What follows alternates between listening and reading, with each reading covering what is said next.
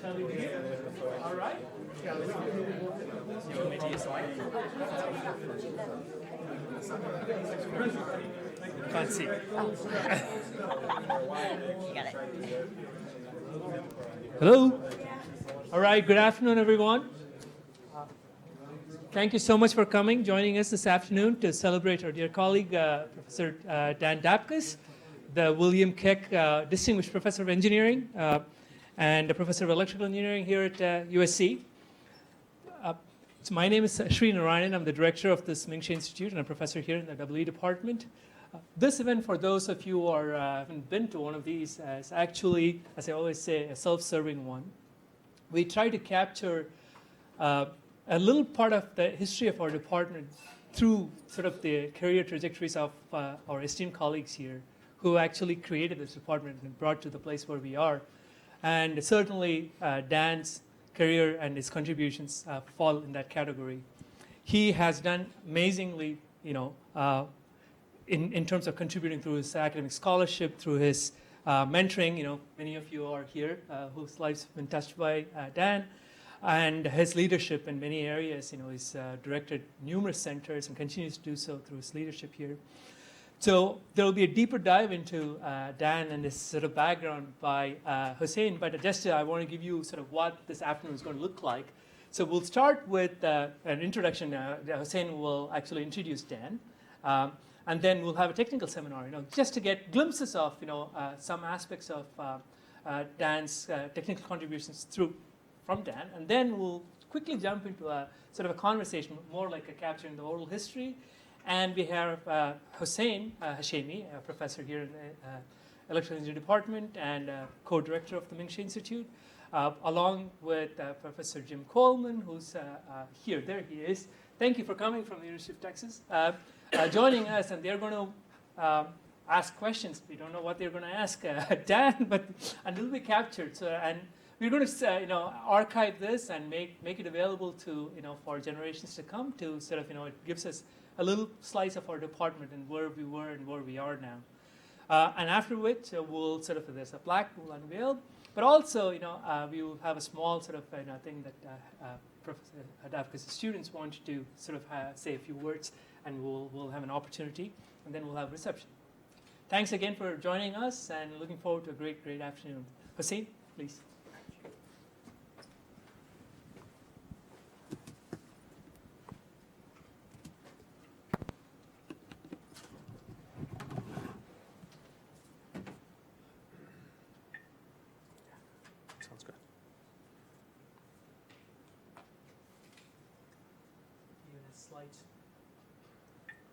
I even have slides.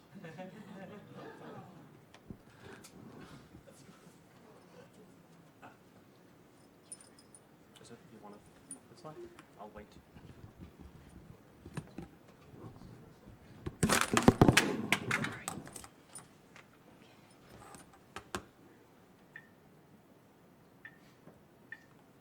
you want to work with only one projector? Okay, so it's coming. Good afternoon, everyone. Paul Daniel Dapkus was born in Chicago on January 26, 1944. So I'll show you a sequence of slides that will capture him growing up along with his father at 5th grade, 6th grade. We missed the 7th grade, but we get to the 8th grade. And his senior year.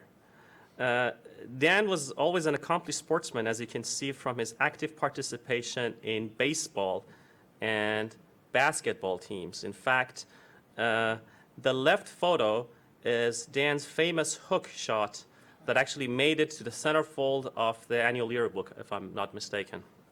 So Dan is quite proud of that. On the right side, you can see him rebounding the ball, or attempting to. Dan Dapkus received a BS with honors in engineering physics from the University of Illinois at Urbana-Champaign in 1966. But the more important event of that year is that he got married on August 20th, 1966 to Pat, who is here with us.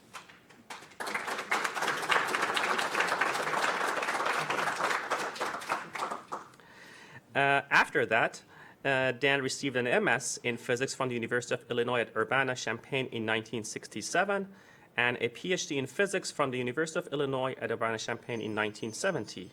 His PhD work was under the supervision of Professor Nick Holoniak, who was a PhD student of the two-time Physics Nobel laureate John Bardeen. And this is a PhD that was conferred to Dan by Nick Holoniak with the title of this thesis here. In 1970, Dr. Dapkus joined Bell Labs at Murray Hills in New Jersey as a member of technical staff and stayed there through 1976. In 1976, Dr. Dapkus moved to California and became a supervisor of Electronic Materials Group at the Electronics Research Center of Rockwell International in Anaheim.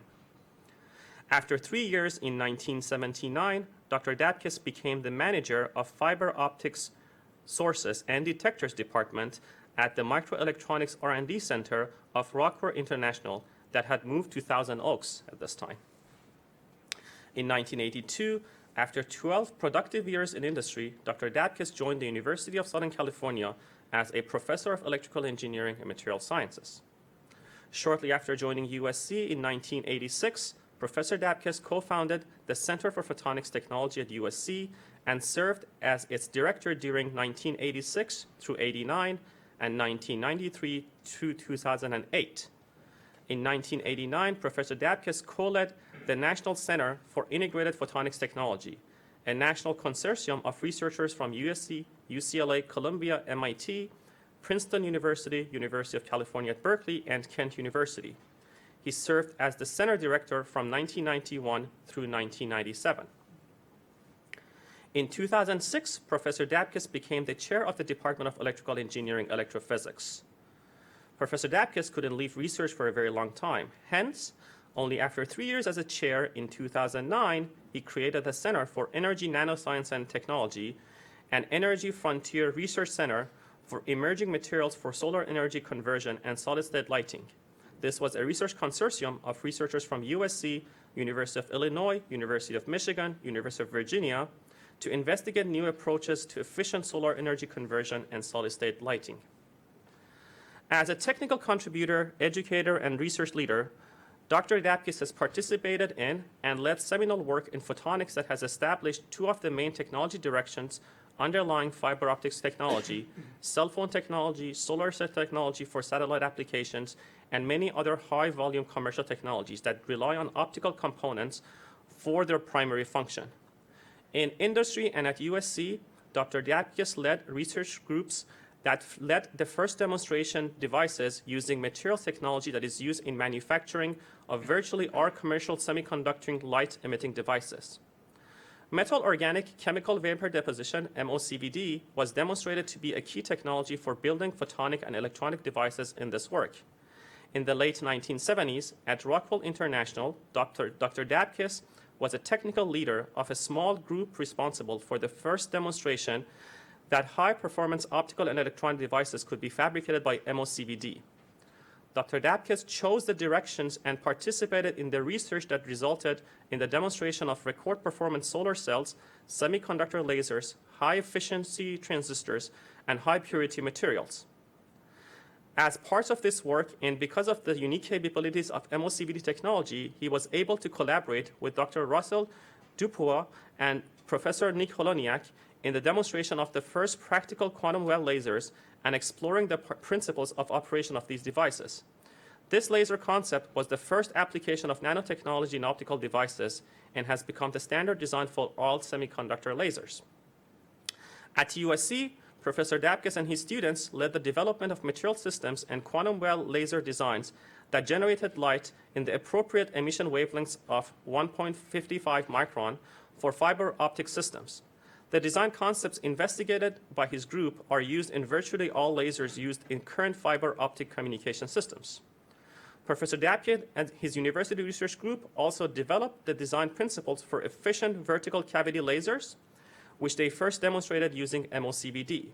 These designs and the MOCVD technology are now widely used to manufacture high-speed data links that produce revenues exceeding several $100 million per year. Research by his group has also established design and fabrication principles for ultra-high efficiency laser devices that are widely used in photonic technologies. His students have been instrumental in the success of several important photonic technology companies after graduation. Professor Dapkus has invented designs for high-power semiconductor lasers that resulted in the highest efficiency lasers ever made, 80% power efficiency, which facilitated their use in many industry and military applications requiring high-power lasers. In addition to strongly impacting the directions of photonics technology, Professor Dapkus's work has also had an impact on cellular technology. He first demonstrated and later perfected with his students at USC bipolar heterojunction transistors in a non-silicon technology and developed the design principle that underline the efficient operation of these devices. These devices are now an essential component in all cellular phones as radio frequency power amplifiers. Naturally, Dr. Dapkus has received several awards and recognitions for his research contributions. In 1993 and 1994, Dr. Dapkus served as a distinguished lecturer for IEEE Lasers and Electro-Optic Society. In 1995, Professor Dapkus received the IEEE Lasers and Electro-Optic Society Engineering Achievement Award for the development of MOCVD and its impact on the advancement of semiconductor lasers. In 2001, Professor Dapkus received the IEEE David Sarnoff Technical Field Award in Electronics for contributions both to the establishments of MOCVD as a dominant technology for epitaxial materials growth and to the first MOCVD quantum well laser. In 2004, Professor Dapkus was inducted to the National Academy of Engineering for contributions to photonics materials and device technology. In 2005, Professor Dapkus received the Nick Holaniak Award of the Optical Society of America for seminal contributions to the development of metal organic chemical vapor deposition and its application to quantum well laser devices. In 2009, Professor Dapkus received the Heinrich Welker Award of the International Symposium on Compound Semiconductors for leadership in the development of metal organic chemical vapor deposition and the demonstration of novel quantum well lasers. In 2015, Professor Dapkus received the John Tyndall Award of the Optical Society and IEEE Photonics Society for pioneering and sustained contributions to the development of metal organic chemical vapor deposition and high-performance quantum well semiconductor devices, lasers. In 2018, Professor Dapkus received the SPIE Technology Achievement Award for pioneering and sustained contributions to the development of metal organic chemical vapor deposition and high-performance optoelectronic device technology. Dr. Dapkus served as the primary PhD advisor of 50 students at USC, and I believe they're all captured here. So if you're a former student, you can try to find your number. I'll give you some time to do that. In addition to signing the dissertations, Professor Dapkus has been giving each of the graduating PhD students a gift that signifies the date of their graduation as well as their PhD number in the group. This is an evidence of all of them. Back, more pictures. Let me remove this stuff so that you can, I'm trying to remove I don't know how to remove this, I'm sorry.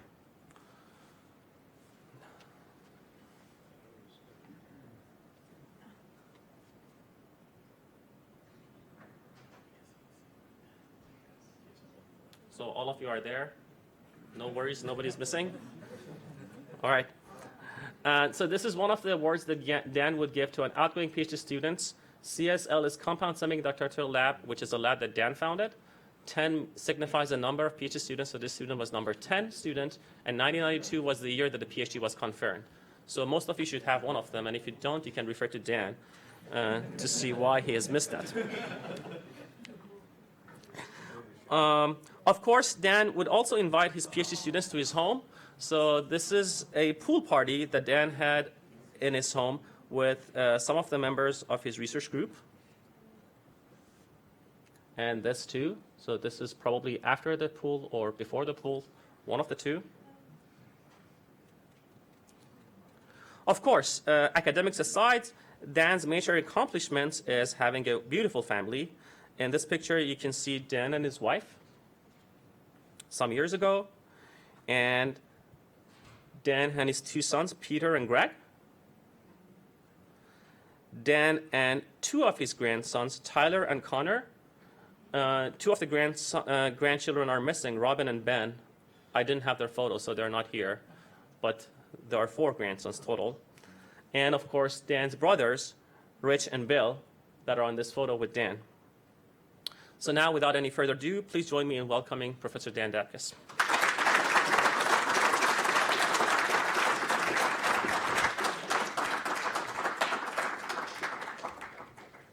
Thanks very much.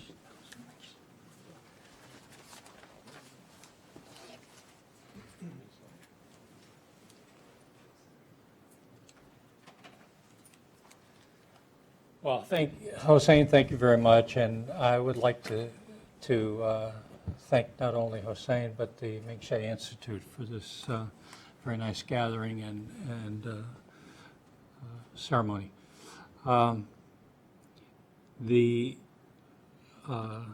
Actually, Hossein's given my whole talk, so damn, he's a tough act to follow. Anyway, there's a listing of awards and all that sort of stuff, and I have to say that any time that a faculty member, or most times a faculty member gets an award, it's not because they alone did something, but because of the collective efforts of the people who work in the group. And that's so true in my case. I've worked with some really amazingly talented people, and I owe them from their efforts and the recognition that we've gotten as a result of their efforts. So today I don't seem to have my slides on the board, even though they're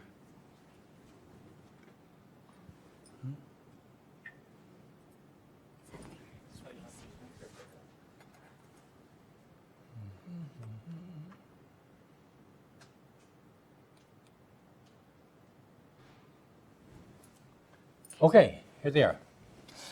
Thanks. So I've broken the talk roughly into 3 different categories. All of us are products of our life experiences and the people we've encountered, and I'm certainly no different than that. My early life with my family shaped many of my attitudes and approaches in life, and I would like to take a few minutes to acknowledge the people who played a strong role in my life. I also like to spend some time talking about my industrial career, because some of the early work that we did on metal organic chemical vapor deposition was done at Rockwell International. I was fortunate to work with a group of very talented people there as well. And then finally, I'd like to spend some time acknowledging the really terrific work that many of the students who worked with me have done. I should mention that the whole front section here is former students of mine who've taken time out of their life to come, and it's very touching to me. Thank you. So, having said that, let me talk a little bit about my early life. As Hossein has already told you, but you didn't hear it. I was born in Chicago. I was born to Margaret Ann Foley and Bruno Paul Dapkus. They were husband and wife for many years together.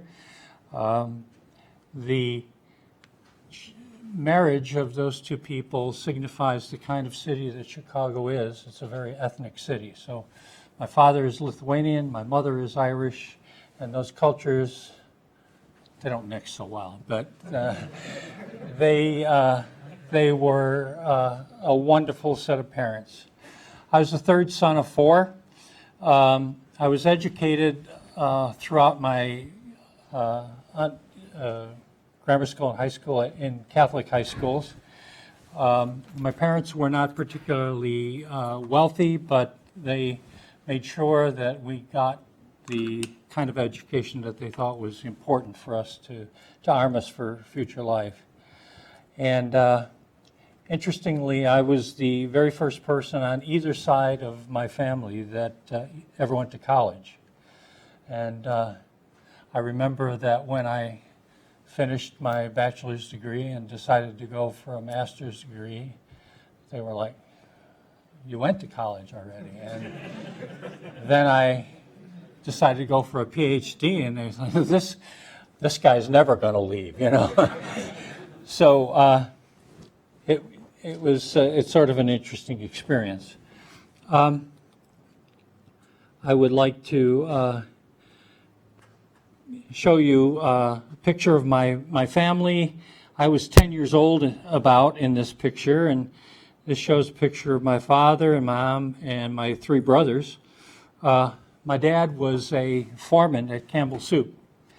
He worked many long hours in this position, usually worked nights. My mom, as a result, was sort of the head of household on a day-to-day basis, and she was a very warm, kind person, but also very strong. And she had to be to keep 4 boys in line, as you might imagine. My dad had some very interesting characteristics that I think benefited me. He was an inveterate tinkerer. He was always working on something, trying to fix something. In fact, he used to go to I'll call it the salvage yard. We used to call it the junkyard. And he would acquire things for a very low price, bring them home, and work on them and repair them.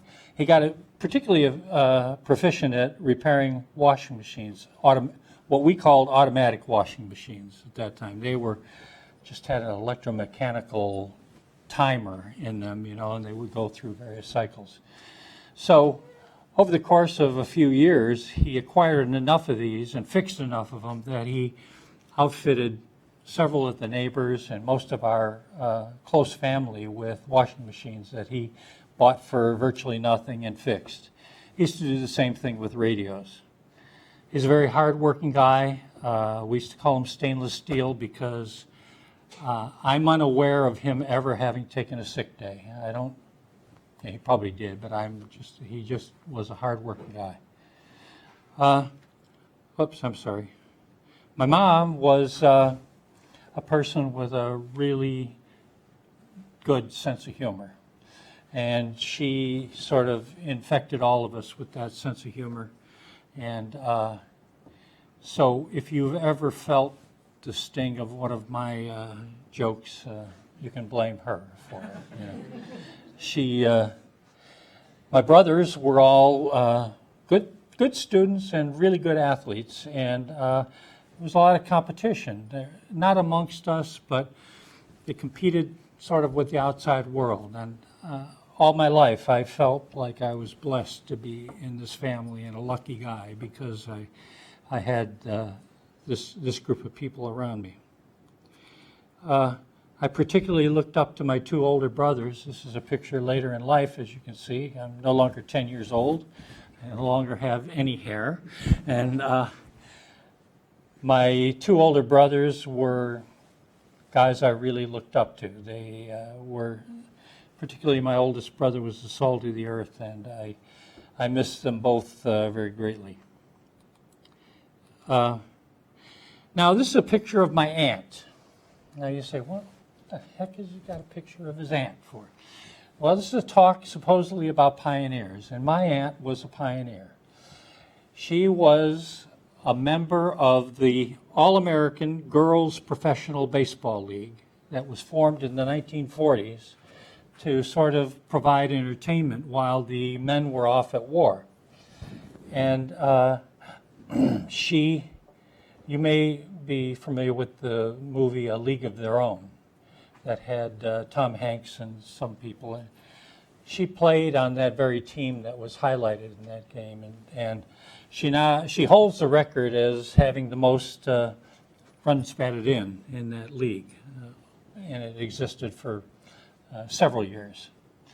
Anyway, I always like to give her a little shout out because she was really quite a lady. Okay, so I went to high school. Again, a Catholic high school. Was in Chicago. Most of the Catholic high schools were either boys' high schools or girls' high schools. I went to an all-boy high school. And when I took a test for admission, it was sort of an aptitude test, and they told me, congratulations, you're in, but you're in the honors curriculum. You want to study science or you want to study classics? And I said, well, I'll do the science bit. So this was a pretty rigorous curriculum. We had I've always felt that this experience was a really important part of my life because the brothers who taught there, the religious brothers, set very high expectations. You were expected to achieve, and you were expected to prepare for college, and you were expected to represent the school well, and that was drummed into us from day one. The principal came into our homeroom class and he said, you are the leaders of the future, and we expect great things of you. And I always felt that was a very strong vector for how I would behave in life and appreciated it. We had a really rigorous curriculum of science, math, took Latin, of all things, English, writing, history, religion, of course, and civics and government. They even snuck in a class where they taught us how to take tests so that we could be prepared to take the SATs and perform well, you know. So it reflected back well on the school. People from various countries of Asia will know how that works, you know. And then we didn't have any electives. We had no study periods. We take an extra class every year. And it was an exciting time. I learned an awful lot. And as I said, I think it's an important part of my life. While I was there, I played sports. I wasn't always this fat, you know. And I used to play basketball and baseball on the varsity. I played varsity for 4 years. And at the end, I did earn a state scholarship to attend the University of Illinois. So Hossein has shown most of those. I'd like to mention one other influence during my high school years. One time I was meandering through the local library and I came across this book called The Amateur Scientist, written by C.L. Stone. Now, those of you who are fans of Scientific American might remember that he used to write a monthly article in which he would describe some project or some experiment that presumably amateurs could work on. They were often fairly sophisticated. When I started reading that book, I was so caught up by it that I had a hard time returning it to the library. In fact, I would renew it the maximum amount of time, and then I would take it back to the library and go back the next day and take it out again, you know, and so I essentially had it in my possession most of the time that I was in high school, just by constantly renewing it. I really was jealous of the times that people would come and say they wanted to look at my book, you know. But I think it was a book that sort of pointed the vector towards experimental science for me, and it was, I just really loved that book. In fact, I still have it, not in physical, but I have it on a CD-ROM. I found it on the internet, and I own it. So, after high school, I went off to college, or sort of. I went to the University of Illinois. I enrolled in engineering physics curriculum. And I did that because I didn't know if I wanted to be an engineer or a physicist. And I thought this would be, well, it wasn't. It was just a very rigorous physics curriculum. And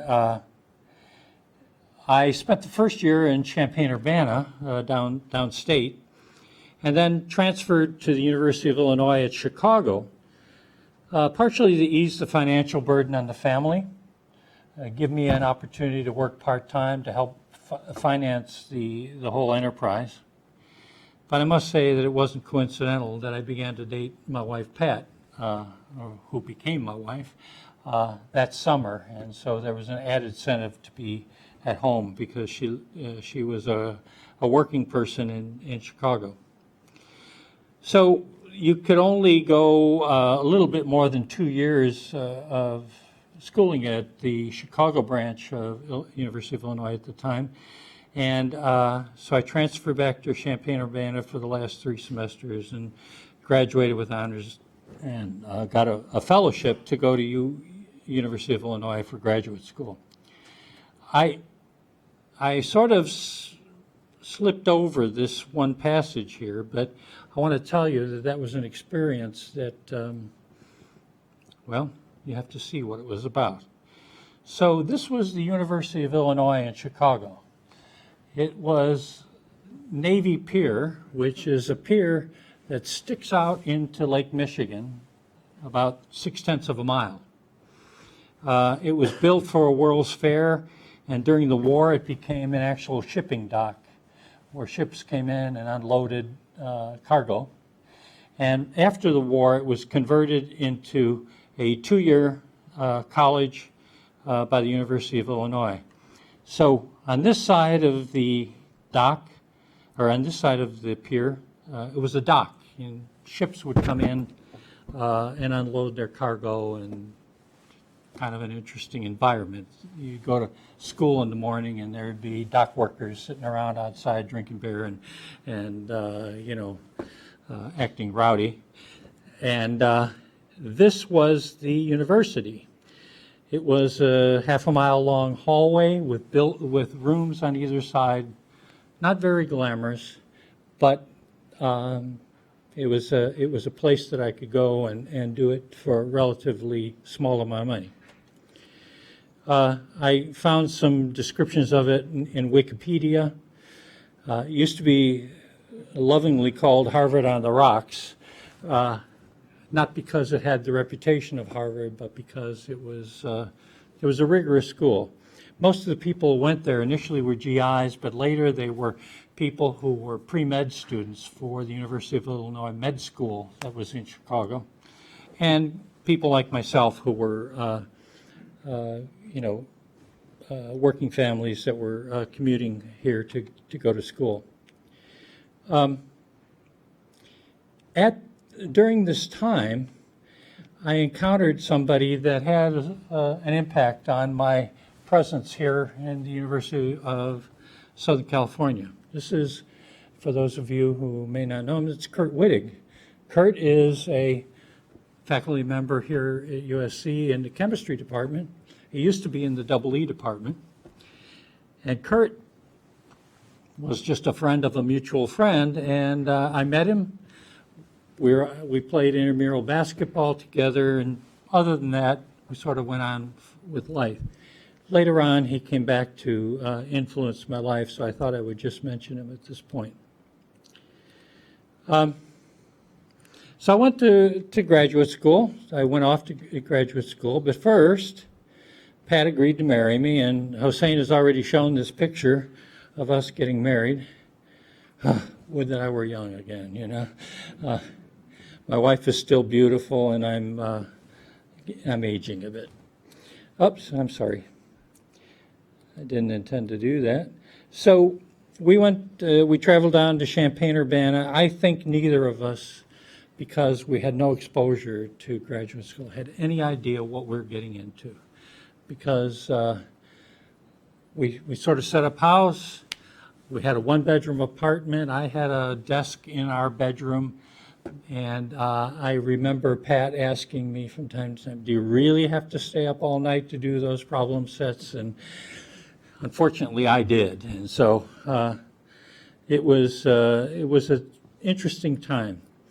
Our first son was our first son was born in 1968. Interestingly, 1 year later, the U.S. landed on the moon. And it was almost on his birthday. And I remember us, particularly Pat, holding him up to view the television screen as the astronaut was walking on the moon. I think it made a difference. I'm not sure. So eventually I got my PhD in 1970, and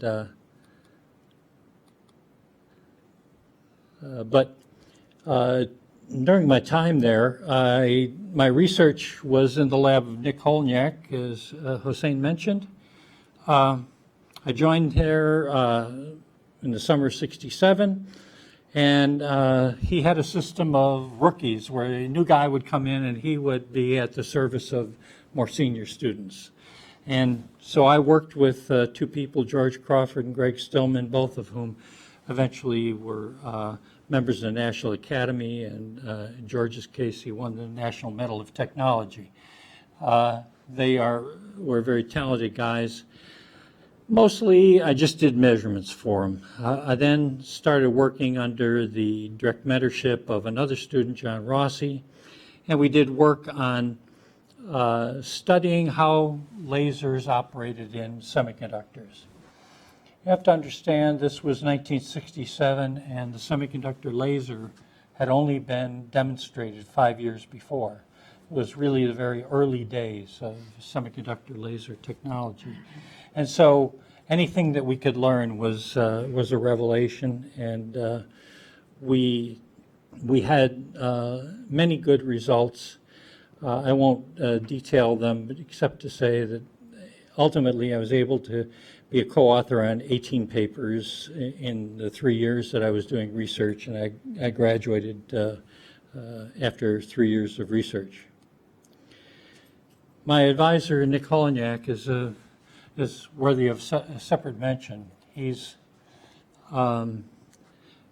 perhaps well known to you. Nick has won the National Medal of Technology, the National Medal of Science. He's a member of all of the academies. He's won virtually every major award, with the exception of the Nobel Prize, for his work that started out with the demonstration of semiconductor lasers in the visible part of the spectrum. In fact, when I was an undergraduate, I roomed with a guy who was involved with Engineering Open House. And he encouraged me to participate in the open house by standing behind a table and explaining to people how lasers worked. I didn't know how a laser worked, but I said, okay. I read up on it, and I'm standing there, and one of Nick's graduate students brought a display down to the lab, and it was a semiconductor laser, a red emitting semiconductor laser. Now, these things didn't operate at room temperature. They had to be cooled to very low temperatures. And so he initially put current through it at room temperature, and it wasn't lasing, wasn't emitting very much light, and then he dipped it in liquid nitrogen. And all of a sudden, this thing just exploded with red light. And some of my students have had the experience of making a semiconductor laser for the first time. It's really pretty interesting. But seeing that, I said, I got to work on that. That's what I want to work on. And so eventually I met up with Nick and joined his group and graduated from it. Later on, we collaborated with him on some work on quantum wells, and so after I graduated, I went to Bell Labs. I joined Bell Labs in October of '70, and I joined a department that was working on light-emitting diodes. The interesting thing is the timing of that. I joined around the time, I don't remember exactly when the Justice Department filed suit against AT&T to split up the Bell system. Well, most of the people in the labs didn't feel that was going to influence us very much, and it would take years for this to work its way through the courts, and it did, about 12 years. But it did in fact influence my life in ways that weren't all positive as time went on. So I had a great time there. The people at Bell Labs were fantastic, smart, and there were so many of them. I worked on some basic science of light emission in nitrogen doped gallium nitride, which was a green emitting material. And our group actually inserted these LEDs into what was then the most modern phone available. When you look at that and you compare it to what we all carry around in our pockets, you can realize that this was, early days. And this phone had as you can see, it had the dial in the receiver part of the phone.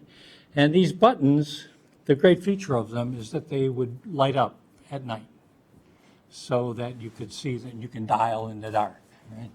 Well, they were originally designed with incandescent lights to illuminate them, and our department replaced those with LEDs. And the advantage to that is you could power these LEDs over the phone lines from the batteries that were in the central office. You didn't have to have a plug-in transformer, which saved huge amounts of money and convenience and whatnot. You look at it now compared to what we all carry around in our pockets, and it looks really antiquated, but it was a big deal. I had a very small part in that. I worked on laser scribing using high-power laser to machine semiconductor materials and used it to make displays, but more importantly, I developed a process for separating chips. It's a pretty mundane activity, but it doubled the yield of chips from a wafer and made a big impact on the cost of these LEDs. So the ramifications of the antitrust suit was that our area was being pressured to more and more do product development and product verification. And that isn't what I had hoped to do when I went to Bell Labs. So I was getting unhappy about it. And right during this time, the Bell system had a big problem. They had new electronic switching systems.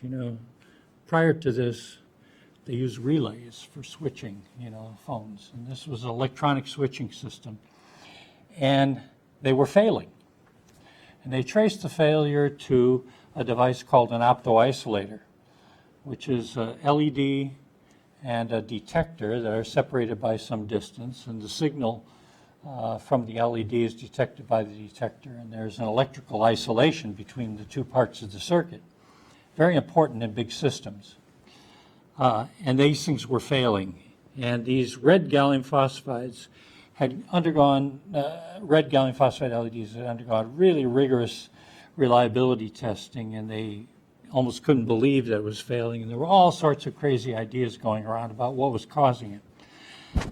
I made the suggestion that maybe we should just take the basic light emitting material and subject it to a little bit of excitation at elevated temperatures and see if it would degrade. And I used a laser to do that.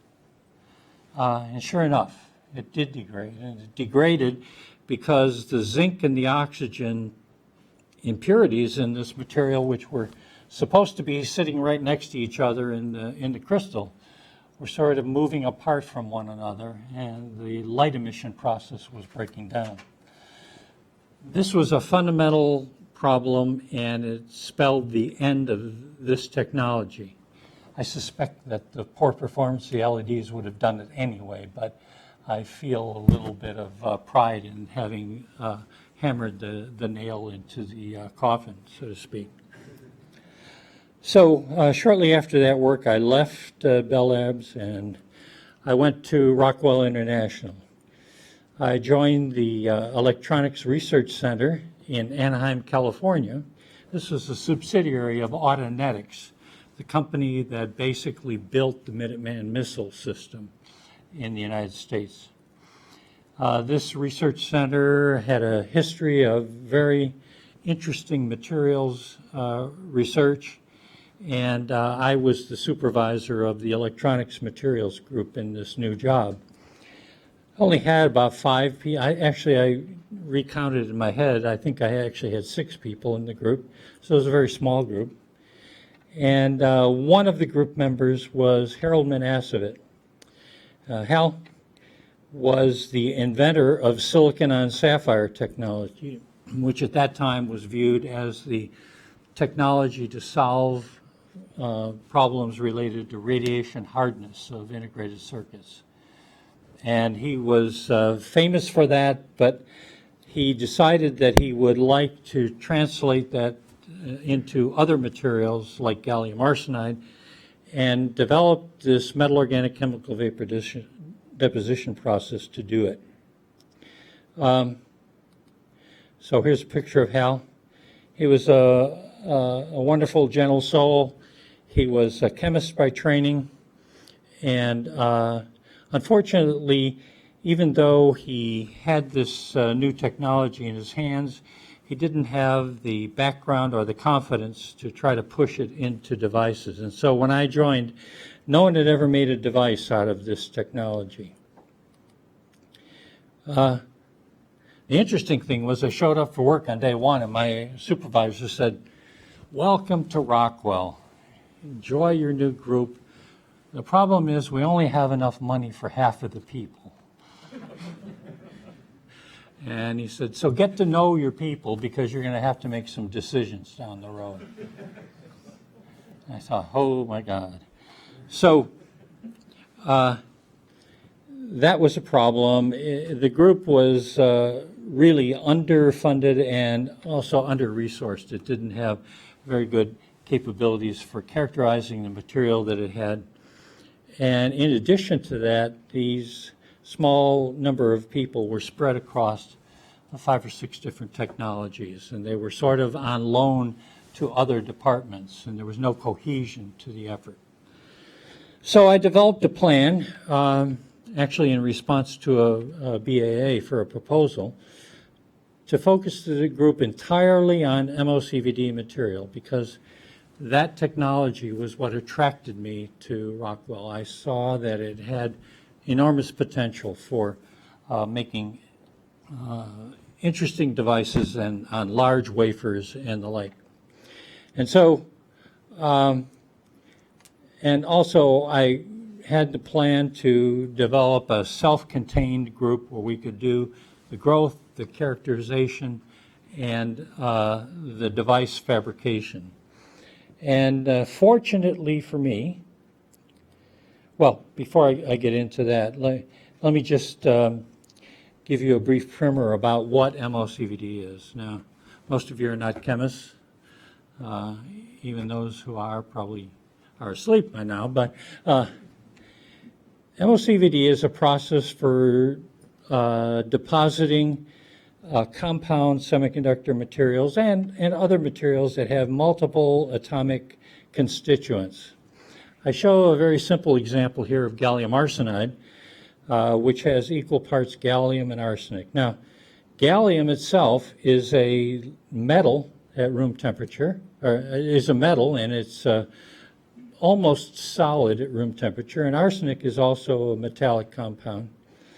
Both of these materials have pretty low vapor pressure, and so it's very hard to transport the components in a system so that you could do deposition.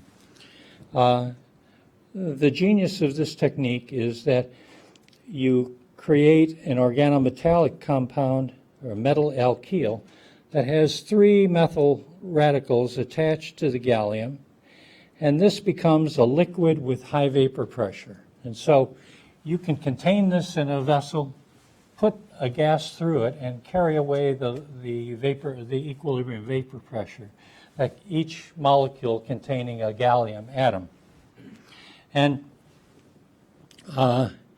so Manasevit had used this to demonstrate many different compound semiconductors. And the systems in which they were done were, this is a very simple diagram. The arsenic hydride comes in as a gas. A carrier gas, which in this case is hydrogen, comes in partially to bubble through the trimethyl gallium, and then more of it to dilute the total mixture. And it goes into a network of valves and switches, which allows you to inject the different elements into the reactor at different times and for different durations. And this is the heart of the reactor system. It looks like this in a research-based reactor. This is one that my colleague Jim Coleman built at Rockwell. You can see all of these elements here, which are valves, some of which are remotely operated by a computer, some of which are manual. There are mass flow controllers here. It's a very complicated, complicated chemical circuit, if you will. Nonetheless, it they can be manufactured quite easily, and they allow you to make a variety of different materials in the same system. And in fact, it allows you to make multi-layers of different materials on top of one another, which is essential for modern day optoelectronic devices. So, this is Jim's first try at a system. This is the first system that we bought here at Rockwell, and we're looking through the back of it, and you can see some of the mass flow controllers and valves. Commercial systems look like this. They're very sophisticated pieces of equipment. All of the valving and whatnot is contained in exhausted cabinets, and a system like this is millions of dollars. But you can deposit material on many, many wafers, and this is just an example of one that deposits on 31 different wafers at the same time. There are many different designs of this, and the important point is that this process is ideally tuned for production and for making very sophisticated thin layer devices, which I'll get to in just a minute. Okay, so that's MOCVD. I've got a group that's underfunded. I'm trying to decide how we're going to stay alive and keep everybody working.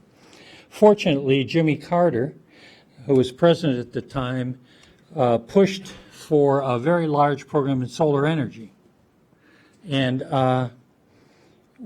because of the 1973 oil embargo, there was a thought that we needed alternative technology to build up the energy independence of the country. And so he wanted to invest in solar energy and had big programs in solar energy. And we captured 3 very large contracts very quickly because of the potential of MOCVD for that kind of an application. We use the status in the company that we derive from having all of this funding to build the first automated MOCVD system. We purchased capital equipment, and then we expanded the group by hiring technical support and attracted Jim Coleman to come and work with us from Bell Labs. During the first year of operation, we demonstrated all of the important milestones that you need in order to make the kind of devices that we were interested in, and culminated in the first state-of-the-art solar cell and heterojunction lasers. This created quite a stir around the country and the world, and we sort of became instantly famous because of it. In addition to that, there was always a nagging complaint that, yeah, so you can make these devices, but how pure is the material? So we convinced the government to fund us. We worked on it and demonstrated you can make high purity material. Now, that effort was was spurred on by three individuals in my group. Russ Dupuis, of course, Hal Manasevit, who was the inventor of the process. Hal was actually busy working on other things at the time and not particularly interested in working on devices. So Russ and Jim Coleman did most of the work in demonstrating some state-of-the-art devices that caught a lot of attention around the world. Now, I want to just take a second and, and define some terms. Those of us who work in semiconductor devices are familiar with the idea of a quantum well, but some of you who are more systems oriented may not be so familiar with it. And it's really very simple. A quantum well is a structure that contains I'm sorry, I keep clicking when I don't want to. Contains a thin layer of a material that has a small energy gap, surrounded by material that has a larger energy gap. And this, all right, and this structure is such that the charges in the device, electrons, holes, get confined into this layer. If the layer is thick, it doesn't matter. They sort of behave like they're in a bulk material. But when this layer gets down to about 20 atoms thick, the electrons can no longer move laterally like this, and they're confined to move along the layer in 2 dimensions. And they become essentially a 2-dimensional material. And this dramatically changes the optical and electrical properties of that layer. And most importantly, these kind of layers make great laser active regions. And so we exploited these kind of layer structures. And the important point to make here is that MOCVD allowed you to grow first very thin layers, a few atomic layers thick if you so desired, and very abrupt transitions between materials of different compositions. So it was ideally suited for making these kind of structures and over large areas. Okay. So we demonstrated the first electrically operated quantum well laser in our lab, and this is really extremely important because, as Hossein alluded to, virtually all semiconductor lasers, these are the lasers that you find in your mice, in your cell phone now has a semiconductor laser for face recognition.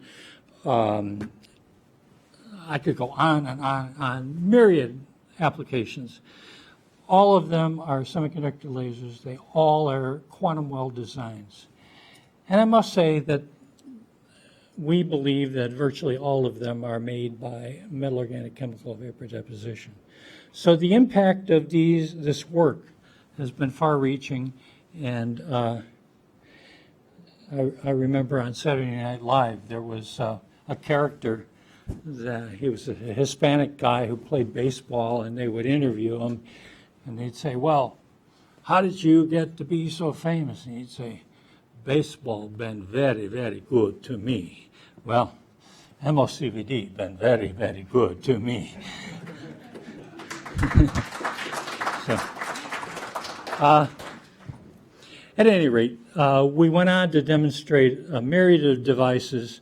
I point out a couple of things. We made the first heterojunction bipolar transistor, and as Hossein points out, most cell phones have heterojunction bipolar transistors as the output transistor for sending signals, and they're all made by MOCVD, or virtually all of them are made by MOCVD. We demonstrated the first multiple bandgap solar cells by a vapor phase technique. And our device was not very good, but it demonstrated the principle, and this has been developed by many workers around the world to the point now where virtually all satellites that are launched have multiple bandgap solar cells as their power sources because of their efficiency. And they're all made by MOCVD. So all, I have to be careful. Most all of them. I think all of them, yeah. God, I'm sounding like Donald Trump. So it's the impact of the work of just a small group of people has really been really quite amazing.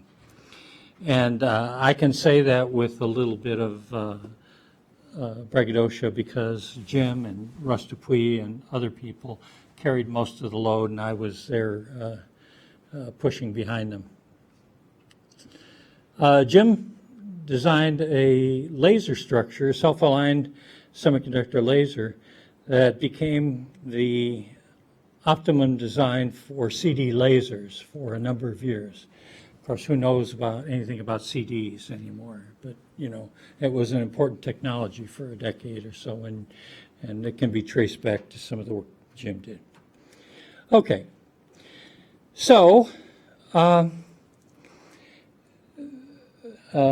there's going to be a little bit of a message here for those of us in EE that I would like to make. Our group was really doing very well, a very small number of people making a big impact. Rockwell decided that there was overlap between what we were doing and what the people in the Rockwell Science Center in Thousand Oaks were doing, and so as managers often do, they decided a merger was the solution to that problem. And so they merged the two efforts.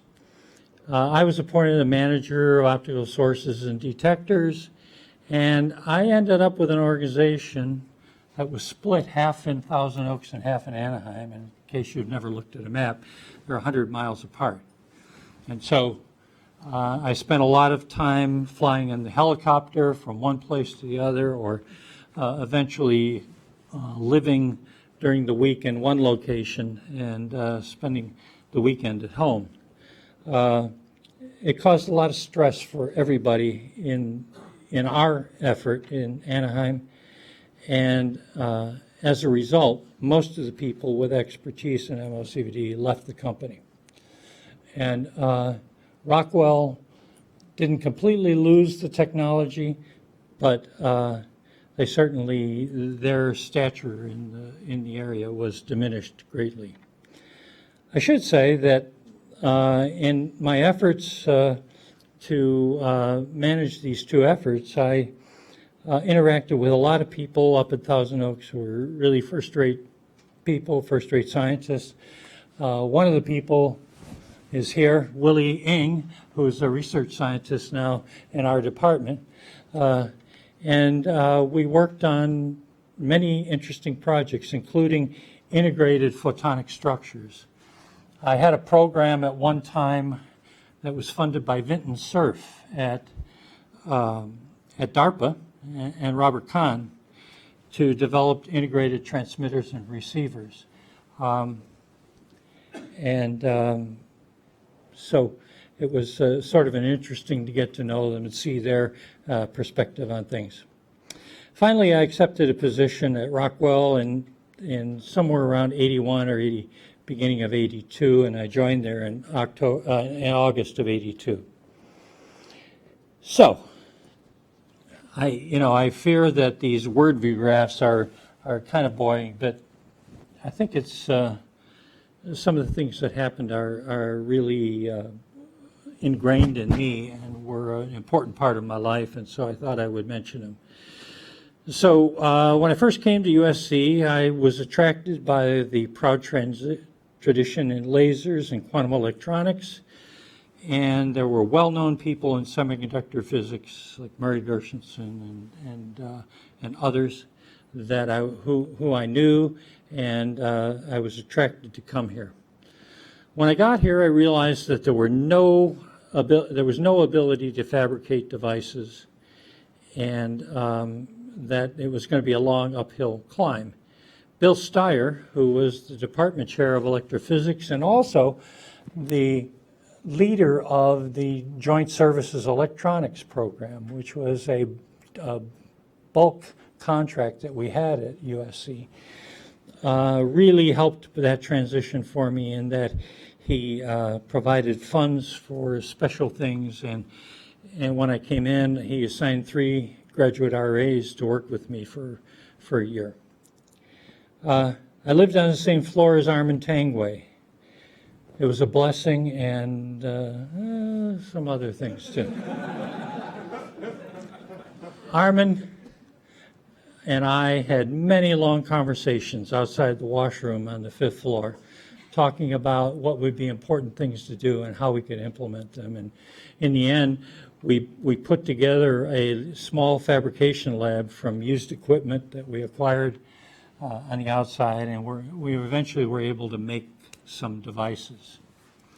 I started writing proposals because I had done a lot of that at Rockwell to everybody in DOD that I knew, and fortunately, a great many of them, if not most of them, were funded. So I got to the point where I had a lot of funding, but didn't really have the wherewithal to act on them, and so I was sort of out ahead of myself and not able to deliver, really. I just want to mention Bill Steyer, who has been my friend and collaborator and was really important to me in those early days in providing support. Boy, so sloppy here. I'm going the wrong way. Kathy, how'd you let me at this thing? Okay, also mention Armin because of he played a really important role in ideas and things that I was thinking about at those times. Now, all right, take a look in the mirror, you guys. The first 3 students that graduated actually helped build my lab, and they were really, their efforts were really essential to launching us in the right direction.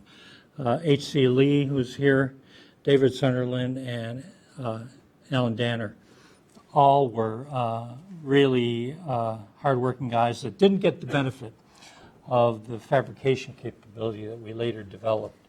So they worked on some materials problems and helped develop the MOCVD process at USC. Now, as Hossein pointed, this was kind of a party group. Not really. But whenever somebody graduated, we always had a celebration.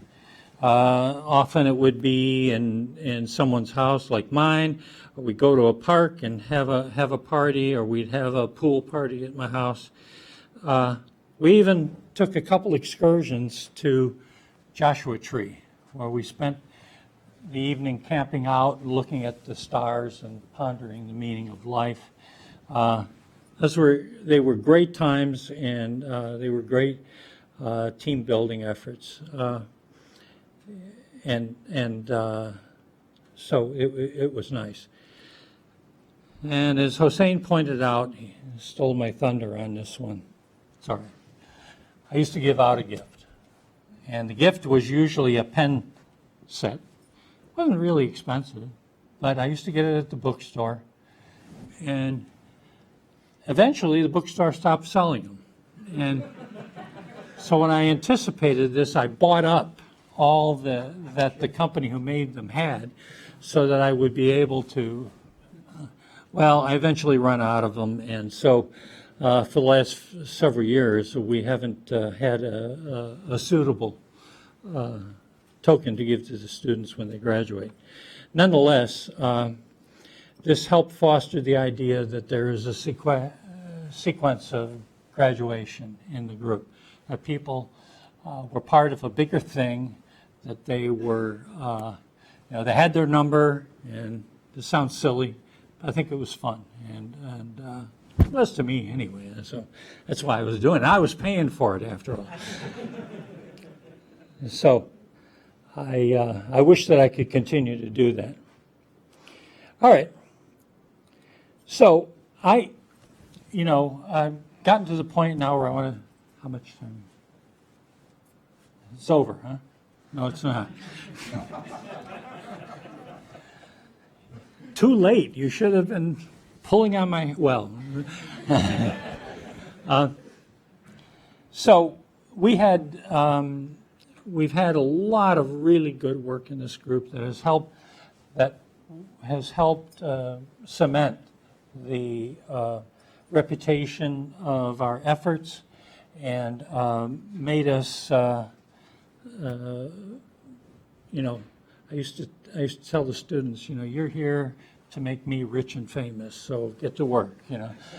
And I never figured out how to get the rich part done, but at any rate, these guys who are all listed here, here's all 50 students, they made tremendous contributions in a number of areas.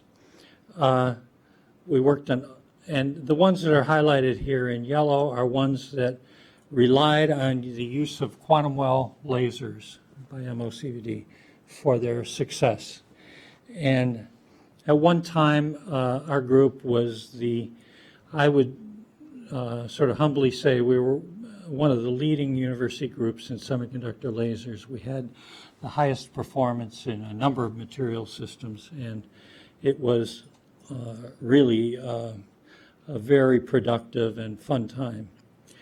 I have other view graphs which describe the work in more detail, but Kathy has reminded me that I've gotten a little long-winded. So I'm going to try to just avoid going in detail about this. I had originally planned to talk about these 3 projects here that were highlighted in yellow.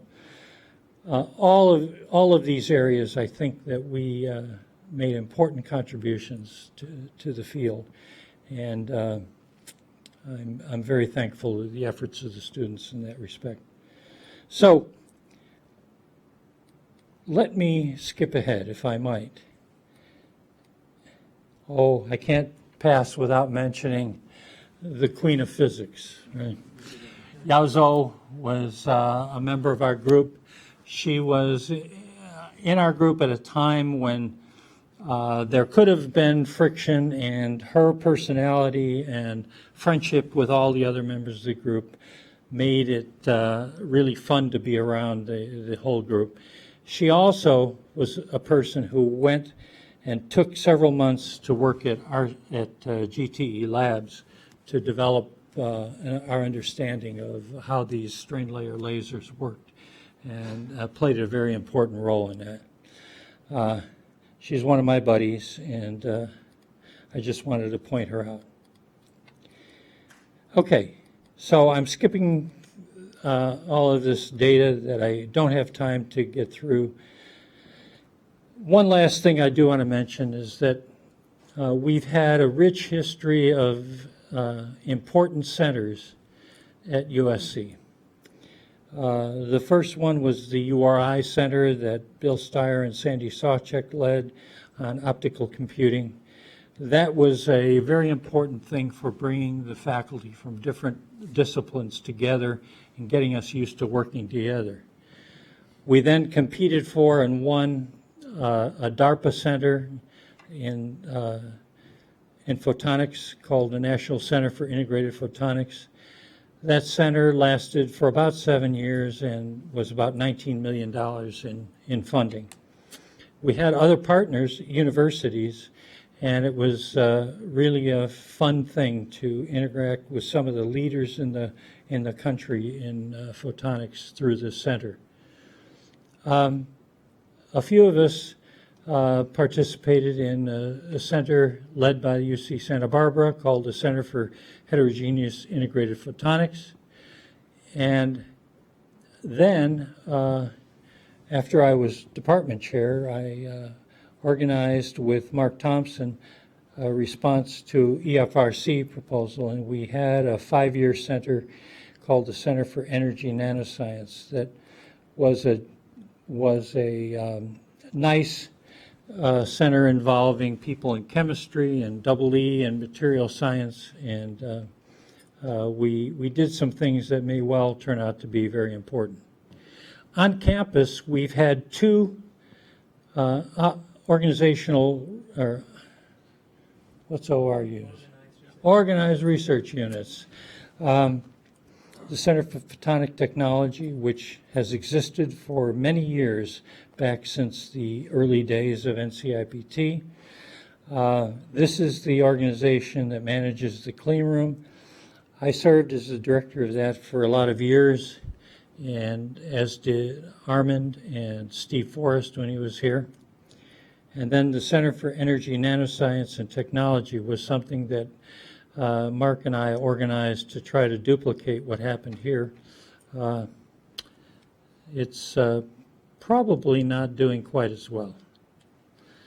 Okay, so with that, I'm going to close out by, first of all, offering thanks to many of you who are in the room, particularly my wife, Pat, who's been my partner, my supporter, who raised my kids while I was off working in the lab.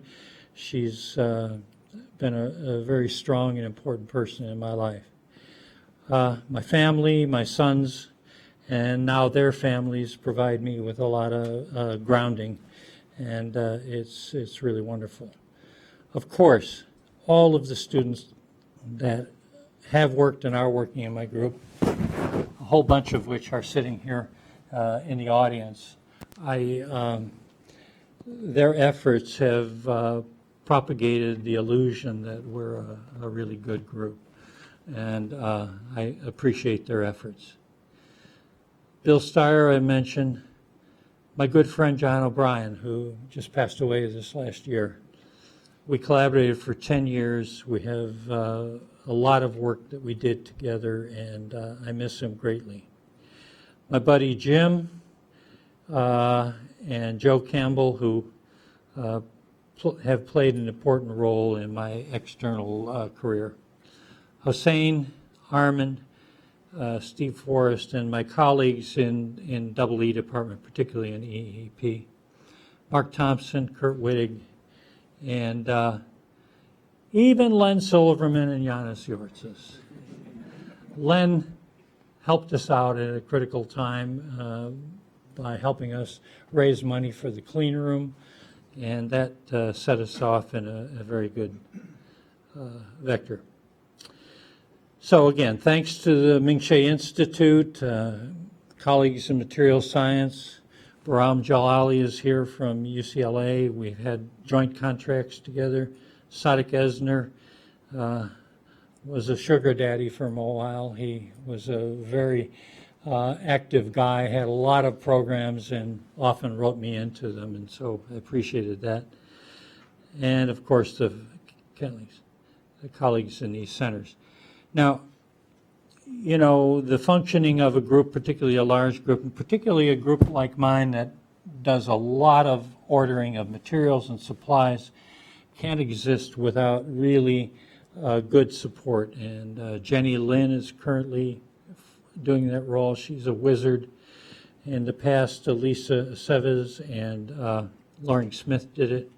And of course, our department secretaries, Kim Reed, and department administrators, Kim Reed and Marilyn Poplowski.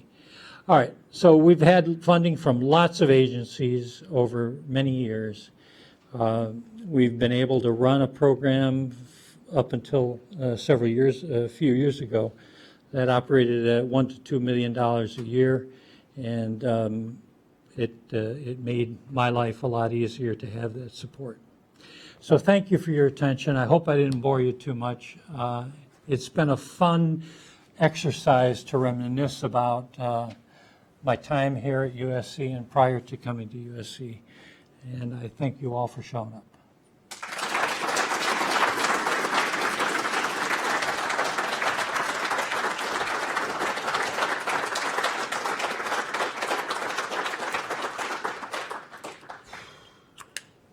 All right, thank you, Dan. So what's going to happen is that Dan is going to move there in that chair, and Jim and I are going to be sitting on the couch, more comfortable place, and we're going to start giving a hard time by asking questions about various issues. Oh, all right. So what's going to happen now is that Dan will sit here, And Jim and I will sit over there and we'll start asking various questions about the things that Dan hasn't covered.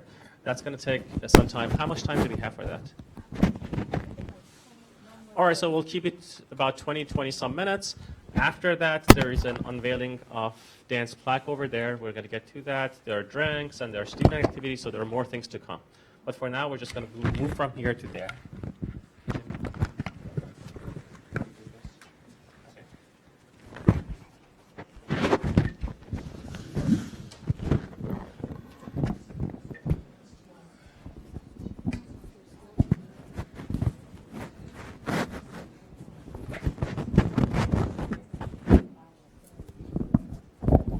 So is this working?